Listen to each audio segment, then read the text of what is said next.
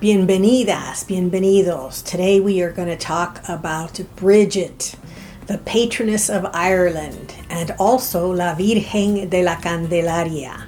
This is a time of transition from winter into spring, and these are some of the first celebrations that I thought it might be of interest to you to learn some of the details of how our ancient Celtic ancestors used to transition. What are the lore and the practices and the customs of this time of year?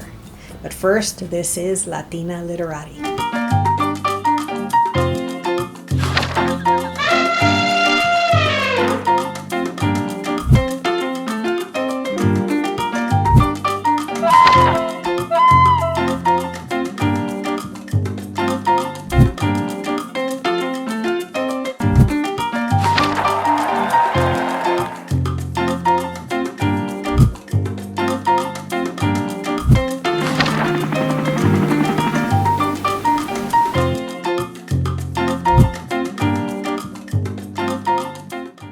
Saint Brigid is from the 5th century, and her festival on February 1st in the traditional Celtic past was called Imbolc.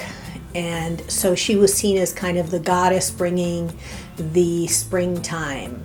And so in the countryside in Ireland, they make these fabulous crosses out of straw or rushes, and they are called Saint Brigid's Cross. She is said to have been born over a threshold, and so you're supposed to place these crosses above the threshold and sprinkle your threshold with holy water in order to bless the home, bless those that are in the home, and ensure for a good harvest.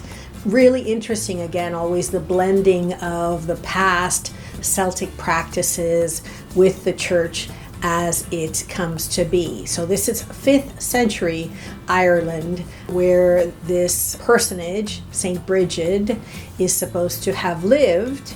She was supposed to have been an abbess, established the first nunnery and then monastery in Kilgard in the area of Ireland. Her most important miracle is to have turned water to beer for a leper colony. Supposedly barrels and barrels of water were turned into beer by Saint Brigid. And so there you have it. If that's not a miracle, I don't know what is. But she is revered as kind of the goddess impersonation of this red-headed Irish wise woman who brings blessings upon those who make her thrush or straw cross and place it above their hearth. Really important. She's the patroness of Ireland. So it's not just St. Patrick, but she is the patroness of Ireland and also, I think, Sweden. So really important person, and February 1st is her day. And so it's important to understand that for many ancient centuries, people have been celebrating this as the beginning of spring, although I would pretty much assume it's still cold in Ireland, but it's when the first flowers start to bloom, the first blades of grass are seen, and so that is celebrated as the beginning of the end of the dark months. During this 1st of February, there are traditional meals, apple pie and the potato, along with spices and butter, and all sorts of special treats are served for the 1st of February, St. Brigid's Day, and families gather to make these crosses.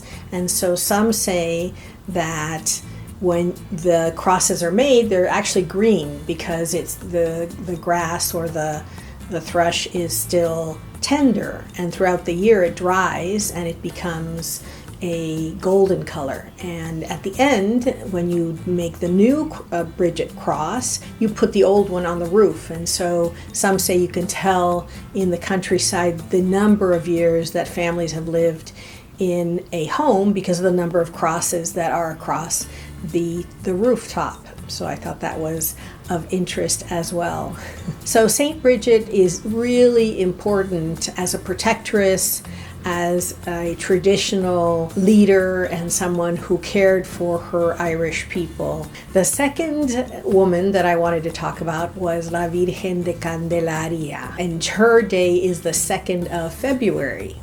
If perchance you received the little baby, the little toy, little baby Jesus in the Rosca de Reyes, in the King's Cake, on the 6th of January, Latino families throughout the hemisphere, really throughout the world, gather and they have Rosca de Reyes. You have a king cake, and in there is a little baby doll or Jesus, representing Jesus. And so if your piece has that, my husband got it this year.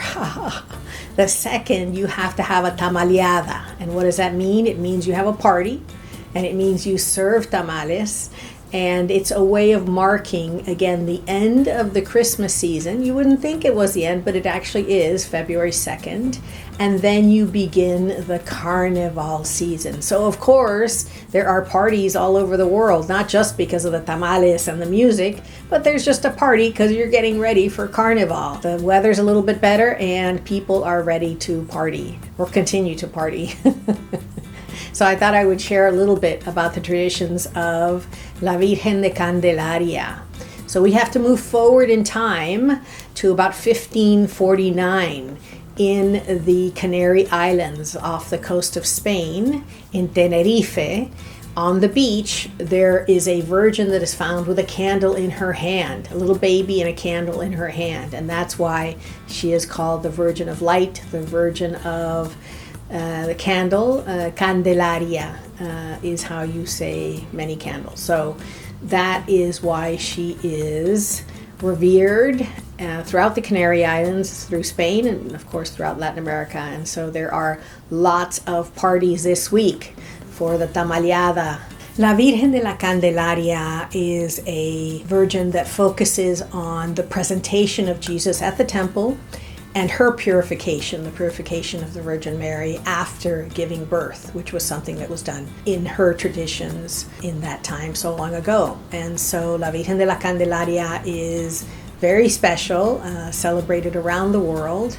And so in order to celebrate her, make sure that you have some tamales this week and enjoy. There are so many things to celebrate this week. There is, of course, as I mentioned, the blessings of Saint Brigid, tamaleada associated with La Virgen de Candelaria, and all of these are just representations of the traditional goddesses that have been reincarnated into these Christian figures. And so it's important to understand that before 2,000 years ago, these women, or the concept of the goddess, existed. And of course, that dovetails into my favorite part of the video, the book recommendations.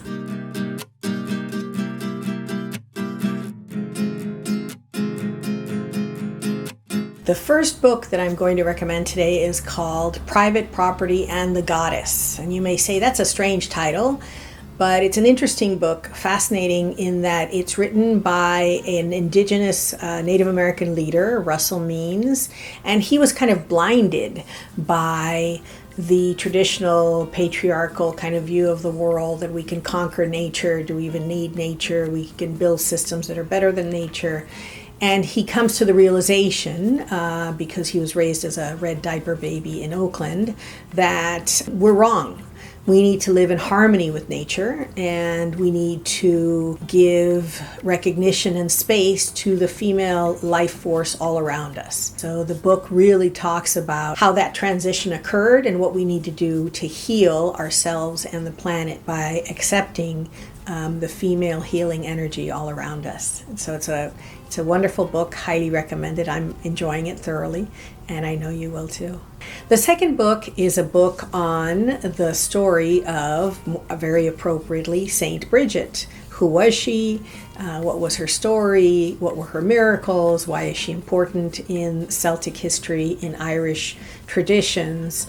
And how important it is to take a look at some of the lesser known traditions and really see how very important they are as they mark the different times of year, right? So this 1st of February is one of the 4 main holidays in the Celtic year, and it is the beginning of spring. So just like in June is the beginning of summer. Again, really important to take a look at traditional calendars, traditional ways of doing things, because then you get a sense of a balance of the world, and there's a rhythm to the world, and there's a sense that we are all in this together. We are all part of humanity, and we need to support each other, and we need to bring peace to all of us. I want to thank you so much for joining me on this joint journey.